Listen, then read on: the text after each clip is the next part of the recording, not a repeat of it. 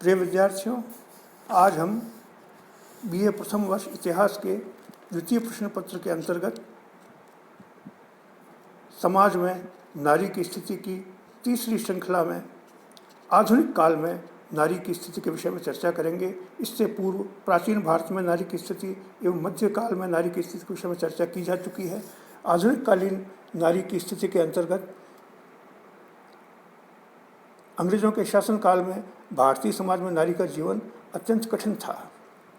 समाज में दहेज प्रथा का प्रचलन था, पुरुषों में बहुविवाह प्रचलित थी, एक पत्नी की मृत्यु होने पर उसे दूसरा विवाह करने की छूट थी, किंतु स्त्रियां पुनर्विवाह नहीं कर सकती थी। अंग्रेजों ने भारत में परंपरागत रूप से चली आ रही कुप्रथाओं यथा सती प्रथा, बाल विवाह, पर्दा प्रथा, कन्यावास, अनमेल विवाह प्रथा, दहेज प्रथा, देवदासी प्रथा, चेला बनाने की प्रथा, दास प्रथा, बच्चों को बेचने की प्रथा आदि अनेक सामाजिक कुरीतियों को रोकने के लिए कानून बनाए। भारत में सती प्रथा के उल्लेख महाभारत काल से मिलते आए हैं। मध्यकाल में भी यह सरकारी कानूनों के बावजूद नहीं रुक पाई। मध्यकाल आते आते समाज में धारणा प्रचलित हो गई कि विधवा होने पर स्त्रियां सच्चरित्र नहीं रह पाएंगी, इसलिए उन्हें बलपूर्वक विवश किया जाता था। स्त्री का क्रंदन किसी को सुनाई न पड़े, इसलिए परिवार के लोग ढोल बजाते थे और नारी को अफीम खिलाकर चिता पर चढ़ाकर उस पर नारियल फेंकते थे, जिससे वो शिथिल होकर चिता में जल जाती थी। 18वीं सदी के उत्तरार्ध तथा 19वीं सदी के पूर्वार्ध में बंगाल, राजस्थान, पंजाब आदि राज्यों में बड़ी संख्या में स्त्रियां सती होती थीं। कन्यावध भारत में प्राचीन काल में कन्या का जन्म अच्छा नहीं माना जाता था। पतंजलि ने अपने भाष्य में लिखा है, पुत्र प्रकाश के समान पुत्री संकट का स्रोत है। राजपूत परिवारों में कन्या का पैदा होना अच्छा नहीं माना जाता था, क्योंकि कन्या के विवाह के अवसर पर चारण, ढोली व भाट कन्या के पिता से त्याग को त्राग भी कहते हैं एवं नेक के रूप में बड़ी राशि की मांग करते थे। ये नहीं देने पर कन्या के पिता को समाज में नीचा देखना पड़ता था। इन परिस्थितियों से बचने के लिए कन्याओं को अधिकांशतः जन्मते ही मार दिया जाता था। कन्या के जन्म लेते ही उसे अफीम देकर या गला दबाकर या माता के स्तन पर विष लगाकर मार दिया जाता था। 19वीं सदी के आरंभ तक इस प्रथा पर स्वैच्छिक रोक लगनी आरंभ हो गई। डायन प्रथा मध्य युग में विश्व के अनेक देशों में विश्वास था कि कुछ स्त्रियां चुड़ैल अथवा डायन होती हैं, जो बच्चों और रूपवती नवविवाहिताओं को खा जाती हैं और शमशान में गाड़े गए बच्चों का कलेजा निकाल कर खाती हैं। मृत बच्चा न मिलने पर वे रात के समय किसी जीवित बच्चे का कलेजा खा जाती हैं, जिससे बच्चा मर जाता है। इस अंधविश्वास को झाड़ फूंक करने वाले ओझाओं और तांत्रिकों ने अधिक दृढ़ बनाया। वे किसी के डायन होने की पुष्टि कर देते थे, तब उस स्त्री को जलाकर या सिर काट कर पीट कर मार डाला जाता था। 17वीं से 19वीं शताब्दी में यह लोगों में विश्वास अत्यधिक दृढ़ था। ग्रामीण क्षेत्रों में रहने वाले अनेक जातियों, विशेषकर भील, मीणा तथा कुछ अन्य आदिवासी जातियों में अंधविश्वास व्याप्त था। कई बार तो डायन घोषित करके स्त्री के परिवार उसके पति की सहमति से उस स्त्री को जीवित जला दिया जाता था। बाल विवाह के अंतर्गत मध्यकाल में जो बाल विवाह अधिक प्रचुर मात्रा में हो गया, वह आधुनिक काल में भी आरंभ में जारी रहा।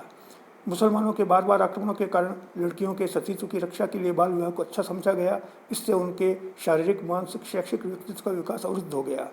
बाल विवाह के कारण बाल विधवाओं की समस्या उत्पन्न हो गई।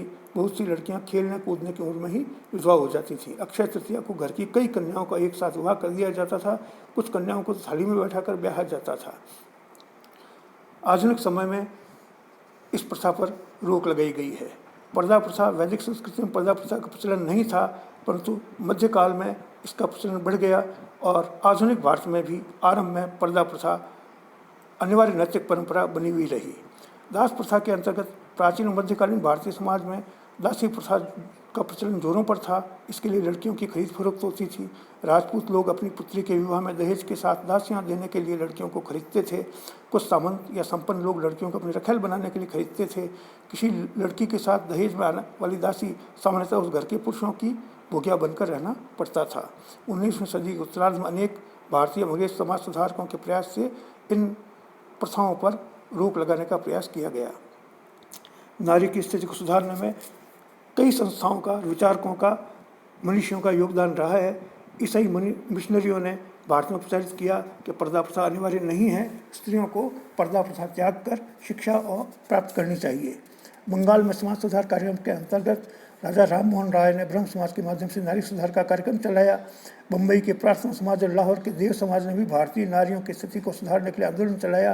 परिणाम स्वरूप governor general Lord William Bentinck ने 1829 ईस्वी में सती प्रथा को असंवैधानिक घोषित कर दिया। राजा राम मोहन राय ने बहुविवाह का भी विरोध किया। उन्होंने स्त्रियों के सामाजिक, कानूनी और संपत्ति के अधिकारों पर जोर दिया। वे स्त्री शिक्षा के प्रबल समर्थक थे। बंगाल के समाज सुधारक ईश्वर चंद्र विद्यासागर के प्रयत्नों से 1856 ईस्वी में विधवा पुनर्विवाह अधिनियम स्वीकृत हुआ। उन्होंने विद्यासागर ने 1849 ईस्वी में कलकत्ता में कन्या विद्यालय की स्थापना की, जो आगे चलकर बेथुन गर्ल्स कॉलेज के नाम से प्रसिद्ध हुआ। विद्यासागर ने अपनी सारी संपत्ति इस कॉलेज को दान कर दी। आर्य समाज ने स्त्री शिक्षा पर विशेष जोर देते हुए कन्याओं की शिक्षा के लिए गुरुकुलों की स्थापना की। उन्होंने बाल विवाह का निषेध करते हुए कन्याओं के लिए 16 से 24 वर्ष की आयु विवाह के लिए निर्धारित की। उन्होंने कन्याओं के उपनयन और वेद पढ़ने के अधिकार को पुनर्प्रतिष्ठित किया। महाराष्ट्र में महात्मा ज्योतिबा फुले ने महिला शिक्षा समिति की स्थापना की और 1848 में अति शूद्र लड़कियों के लिए एक स्कूल खोला। ब्राह्मणों के विरोध के कारण उन्हें इस स्कूल के लिए अध्यापक नहीं मिला था। ज्योतिबा ने अपनी पत्नी सावित्रीबाई को, जिसे उन्होंने घर पे पढ़ाया था, स्त्रियों को बच्चियों को पढ़ाने के लिए भेजा। रूढ़िवादियों ने मार्ग में अनेक अवरोध खड़े किए, लेकिन वे अपने मार्ग से नहीं डिगी। ज्योतिबा विधवा के प्रबल समर्थक थे। उनके प्रोत्साहन पर पूना में एक शैणवी जाति की विधवा स्त्री का पुनर्विवाह हुआ। ज्योतिबा के मित्र विष्णु शास्त्री भी विधवा विवाह का प्रोत्साहित करते थे। 1873 में ज्योतिबा ने कुछ प्रशंसकों के साथ सत्यशोधक समाज की स्थापना की, जिसमें दलित जाति की स्त्रियों को उत्थान का प्रयत्न किया। महादेव रानाडे ने भी महाराष्ट्र में नारी सुधार कार्यक्रम चलाया और कन्या के विवाह की न्यूनतम आयु 12 वर्ष बताई, किंतु वे यौन संबंधों के लिए स्त्री की न्यूनतम आयु 16 वर्ष उपयुक्त मानते थे। उन्होंने विधवा विवाह का भी समर्थन किया। 1861 ईस्वी में स्थापित विधवा पुनर्विवाह संस्था के सक्रिय कार्यकर्ता बने। उन्होंने नारी शिक्षा का समर्थन करते हुए 1884 में कन्या विद्यालय की स्थापना की। रानाडे ने 1887 में इंडियन नेशनल सोशल कॉन्फ्रेंस की स्थापना की, जिसके कार्यकर्ता मदिरा त्याग, दहेज का विरोध, विधवा विवाह का समर्थन, स्त्री शिक्षा का प्रचार, बाल विवाह पर प्रतिबंध आदि की शपथ लेते थे। गुजराती समाज सुधारक बहराम जी मलबारी ने बाल विवाह का विरोध किया। उन्होंने 1885 में मुंबई में सेवा सदन नामक संस्था की स्थापना की। एक अन्य सुधारक दुर्गादास मेहता ने विधवा समस्या पर अपना ध्यान केंद्रित करते हुए 1844 में मानव धर्म सभा की स्थापना की। नर्मदा शंकर ने स्त्री शिक्षा और विधवा पुनर्विवाह के क्षेत्र में महत्वपूर्ण योगदान दिया। गुजरात के दलपत राम ने गुजरात वर्नाक्युलर सोसाइटी के सदस्य के रूप में महत्वपूर्ण कार्य किया। अंग्रेजी शिक्षा के अंतर्गत शिक्षित भारतीय लड़कियों ने पर्दा प्रथा को निरर्थक समझकर उसका विरोध किया। अंग्रेजी शिक्षा प्राप्त लोगों के प्रयत्नों का ही परिणाम था कि हजारों स्त्रियों ने पर्दा त्याग कर राष्ट्रीय आंदोलन में भाग लिया। थियोसॉफिकल सोसाइटी और दक्कन एजुकेशन सोसाइटी ने इस दिशा में उल्लेखनीय कार्य किया।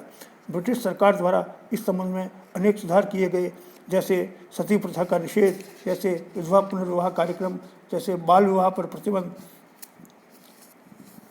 1860 में भारतीय दंड विधान में लड़की के लिए दाम्पत्य सहवास की न्यूनतम आयु 10 वर्ष निश्चित की गई, किंतु इस आयु की लड़कियों के सहवास के भीषण परिणामों को देखते हुए आयु में बढ़ाने की मांग की जाने लगी। इसी के अलावा कन्यावध पर रोक लगाने का भी प्रयास किया गया। इस अमानवीय कुप्रथा का पता अंग्रेजों को सर्वप्रथम 1789 ईस्वी में लगा। 1795 और 1804 के कानून में ब्रिटिश प्रदेशों में कन्यावध का हत्या का अपराध घोषित किया गया। कालांतर में 1834, 1837 और 1839 में क्रमशः कोटा, मेवाड़, बीकानेर, जोधपुर राज्यों में भी इस प्रथा को रोकने के लिए कुछ नियम बनाए। 1844 ईस्वी में पॉलिटिकल एजेंट रॉबिन्सन और सदरलैंड, लुडलो आदि के संयुक्त प्रयासों के परिणामस्वरूप राजस्थान के सभी राज्यों में कन्यावध को गैर कानूनी घोषित किया गया। 19वीं शताब्दी के उत्तरार्ध में ब्रिटिश प्रदेशों में कन्यावध की कुप्रथा कम हो गई, किंतु राजपूत राज्यों में कानूनों के बावजूद निर्बाध रूप से चलती रही। विधवा पुनर्विवाह के लिए कानून बना ही था। डायन प्रथा पर रोक लगाने के लिए भी ब्रिटिश सरकार ने कानून बनाने का प्रयास किया। दासी प्रथा पर भी रोक लगाने के लिए 1833 ईस्वी के चार्टर एक्ट द्वारा ब्रिटिश भारत में दासी प्रथा को गैर कानूनी घोषित कर दिया गया, लेकिन विदेशी राज्यों में इस कुप्रथा पर 1862 तक रोक नहीं लगाई। 19वीं सदी के अंत में पुष्कर में गौरीशंकर ओझा के सभापतित्व में एक सम्मेलन आयोजित किया गया। इसमें गोला कहे जाने वाले समुदाय के लगभग 200 व्यक्ति उपस्थित हुए। सम्मेलन में उपस्थित व्यक्तियों ने अपने स्वामियों का इतना अधिक भय था कि सम्मेलन में केवल एक ही प्रस्ताव पारित किया कि उन्हें गोला न कहकर राहुणा राजपूत कहा जाए। 1916 ईस्वी में जोधपुर राज्य की ओर से अधिसूचना जारी की गई कि घरेलू दासों के स्वामी उन्हें खाना, कपड़ा और विवाह, जन्म तथा मृत्यु का व्यय प्रदान करते हैं। इसलिए स्वामियों को दासों से काम लेने और अपनी पुत्रियों की शादी में दासों की पुत्रियों को दहेज में देने का पूरा अधिकार है। इस प्रकार की कुप्रथा के चलते हुए राष्ट्रीय अंतर्राष्ट्रीय दबाव में जोधपुर राज्य ने दास प्रथा पर रोक लगाई, किंतु यह प्रथा देश के आज़ाद होने तक अघोषित रूप से चलती रही। राजपूत रियासतों सहित देश के विभिन्न हिस्सों में लड़के लड़कियों के क्रय विक्रय की प्रथा प्रचलित थी। राजपूताना बंजारा जाति अनाज तथा नमक के साथ साथ बच्चों को खरीदने बेचने का काम करती थी। कुछ जोगी जोगड़े चेलों की संख्या बढ़ाने के लिए बच्चे खरीदते थे। कुछ लोग वेश्यावृत्ति करवाने के लिए लड़कियों को खरीदते थे। इन्हें अपने रखेल के रूप में रखते थे। एक बार मेवाड़ राज्य के भैरजी नामक आदमी ने ब्रिटिश प्रशासनिक क्षेत्र से 54 रुपये में 11 वर्ष की लड़की खरीदी। पता चलने पर भैरजी से लड़की को छुड़वा कर वापस घर वालों को सौंपने के लिए ब्रिटिश सरकार ने कहा, लेकिन महाराणा ने जवाब दिया कि भैरजी ने कोई गलत काम नहीं किया है, राज्य में प्रथा प्रचलित है। राजपूताना के अधिकांश रियासतों ने 1847 में लड़के लड़कियों के क्रय विक्रय को असंवैधानिक घोषित किया, लेकिन यह प्रथा जारी रही और स्वतंत्रता के पश्चात इस पर रोक लगी। इस प्रकार आधुनिक काल की नारी अनेक